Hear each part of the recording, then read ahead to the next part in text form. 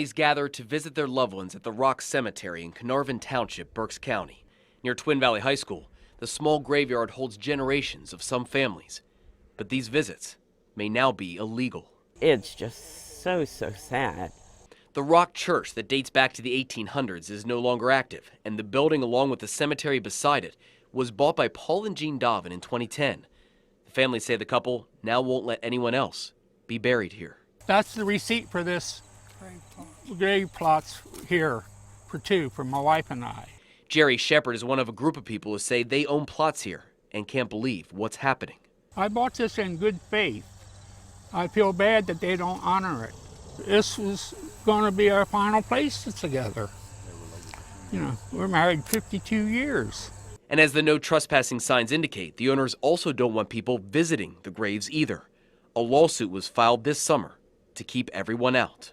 What they're doing to us now, it's not fair. Barbara Miller's 3-year-old son is buried here. He died of brain cancer in 1980. She says she owns a plot next to his grave. I made a promise to him when we buried him that I would be there with him. And now, if I'd known that 36 years ago, I would never bought ground here. And we never dreamed this would ever happen, that they would take this away from us. The Dobbins attorney says the couple didn't realize the cemetery was active when they bought it, and there are some legal issues here. The attorney says the Dobbins are not properly registered to do burials, and says the people who originally sold the plots lacked the necessary license, therefore questioning the ownership of those plots. The families are holding out hope for a resolution.